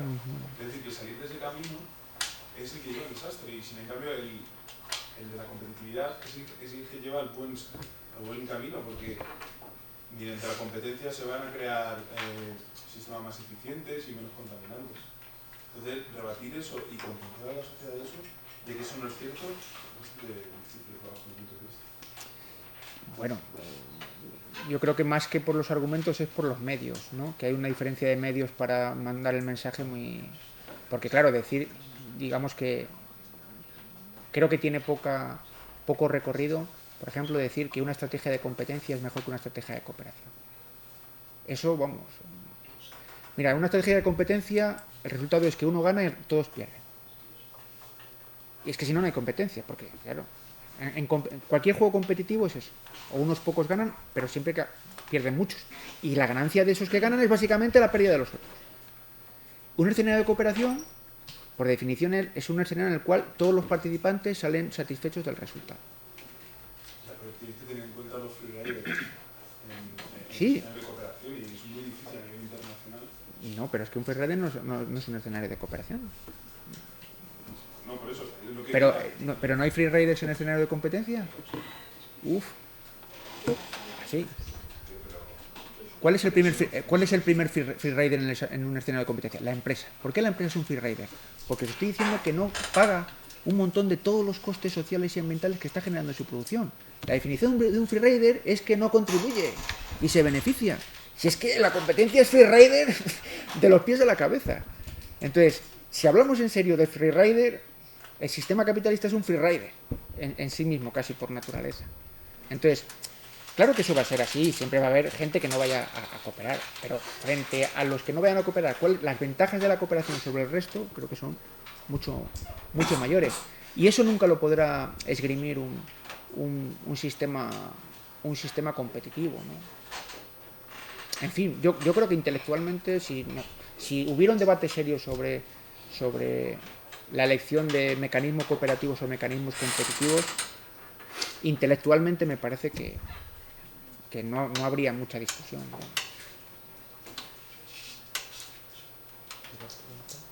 Entonces, ¿usted cree que no hay... No, da igual que preguntar. Ah, perdón, sí, perdona, estaba ella, claro, sí.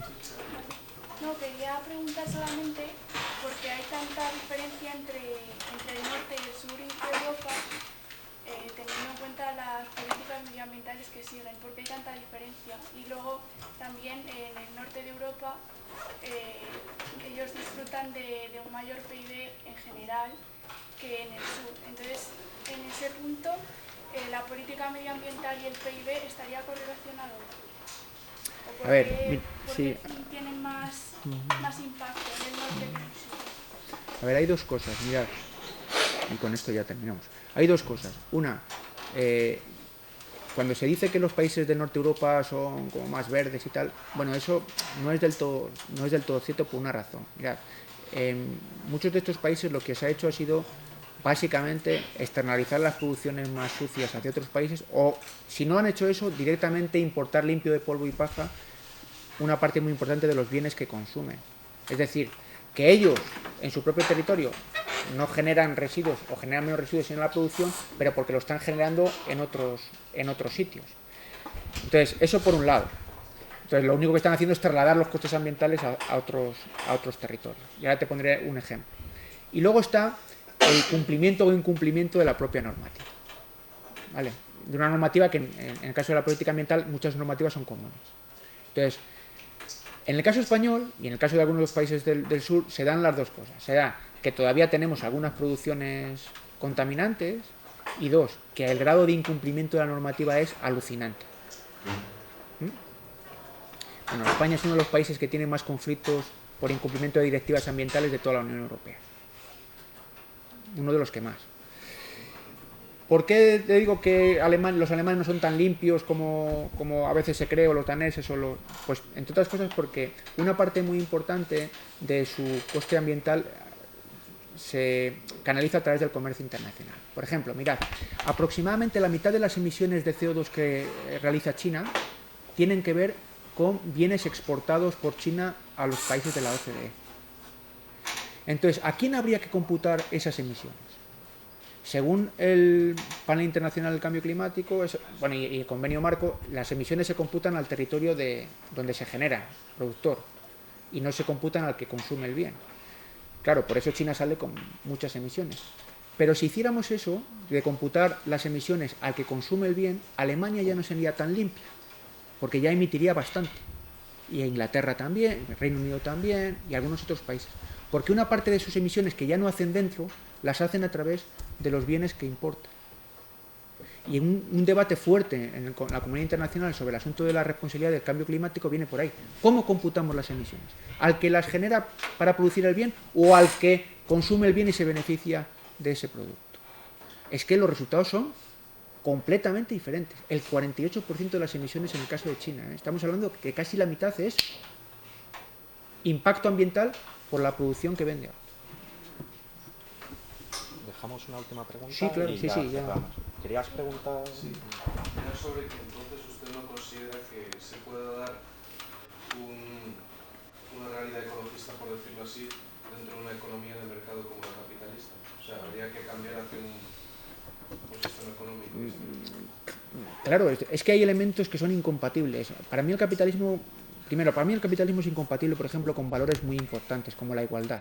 Yo creo que las reglas económicas del capitalismo son incompatibles con la igualdad. Y si nos importa la igualdad, tenemos que intentar minimizar el capitalismo como sistema.